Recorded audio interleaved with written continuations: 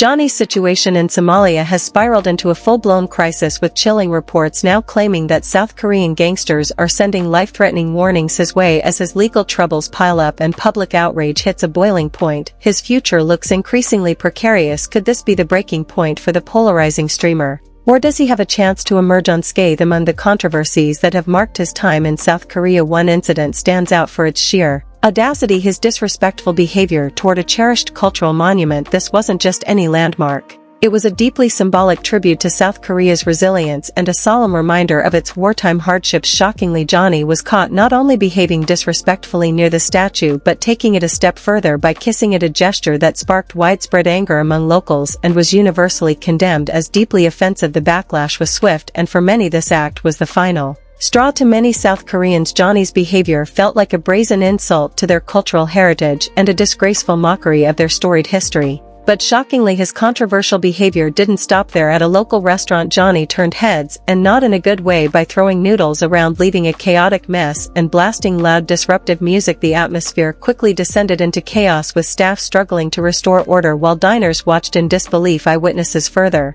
reported that Johnny made racially charged comments during the ordeal, stoking even more outrage. The legal fallout was swift and severe. Authorities charged him with a litany of offenses, including assault and violations related to illegal substances. Adding to his woes, South Korean officials slapped a travel ban on him, ensuring he remains within their jurisdiction to face trial if found guilty. He could be sentenced to up to 10 years in prison before being deported, a measure that would bar him from ever re-entering South Korea. The message from the government is clear: there will be no leniency for his actions. While the current charges primarily stem from the restaurant debacle, Johnny's legal troubles reach far beyond that incident. Authorities are pursuing other investigations, including allegations of disrespecting culturally significant monuments and the unethical use of deep-fake technology. The net is tightening, and it seems Johnny's controversial escapades are catching up to him in ways he never imagined. If these additional charges move forward, Johnny could face an even more staggering prison sentence, up to 29 years, potentially leaving him confined in South Korea for decades. True to the pattern of embattled public figures under fire, Johnny attempted a dramatic escape. In a now infamous video, he was seen standing outside the U.S. Embassy in South Korea clutching a purple passport. Trump should ae Larry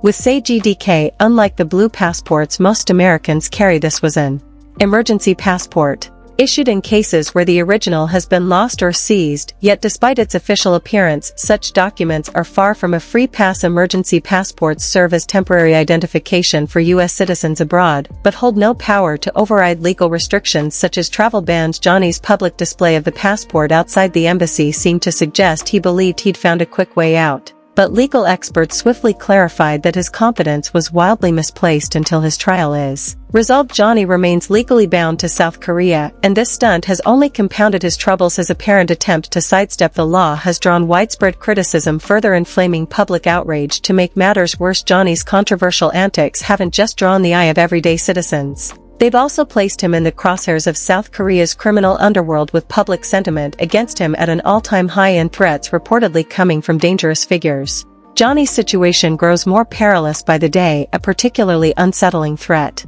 reportedly came from someone claiming to hold a high-ranking position within the Yakuza. So Johnny, if you want to keeping around and talking I'll just have some of my untouchable friends in really high places in Korea pay you a visit. This individual chillingly declared that if Johnny had dared to pull such outrageous stunts in Japan, swift and uncompromising action would have been taken against him. He further hinted at possessing powerful connections in South Korea, implying that Johnny's safety could be in real danger if he continues provoking others with his behavior. The situation has only grown more ominous. Gangsters with ties spanning both South Korea and the United States have issued their own public threats against Johnny, heightening the tension. Among these was a particularly ominous warning from a Korean-American gangster who explicitly cautioned Johnny to watch his back regardless of where he might go, with threats coming from multiple directions and the stakes escalating rapidly. Johnny's reckless actions have clearly stirred a dangerous storm that may be far beyond his control. The warning was explicit: if Johnny dared to enter gang-controlled areas, he could face dire consequences, potentially even risking his life. This chilling statement from US-based gangsters underscores how Johnny's actions have not only insulted South Korean culture but have also deeply angered the Korean-American community, extending the fallout far beyond South Korea's borders. In the face of Mounting outrage, Johnny attempted damage control by offering an apology, however his effort backfired spectacularly. Framed as an attempt to mend his reputation, Johnny's public statement claimed he hadn't fully understood the cultural importance of the statue, painting his behavior as a misguided attempt to entertain his audience. But instead of swelling the backlash, the apology ignited even more criticism. Many viewed it as insincere, lacking the genuine remorse that could have softened public anger. What little goodwill he might have salvaged was obliterated shortly thereafter, when he made a shocking and deeply offensive remark declaring that all Asians should be exterminated. For many, this statement was the ultimate confirmation that his apology had been nothing more than a calculated ploy to deflect criticism instead of easing tension. Johnny's words further inflamed public outrage, solidifying his reputation as a figure of contempt and deepening the divide between him and those he had wronged. The backlash has been swift and unforgiving, with social media erupting in a torrent of condemnations directed at Johnny and widespread skepticism surrounding his claimed remorse. Critics have been quick to highlight how his apology glossed over the full scope of his offenses, neglecting not only the disrespect he displayed at the restaurant and the cultural memorial,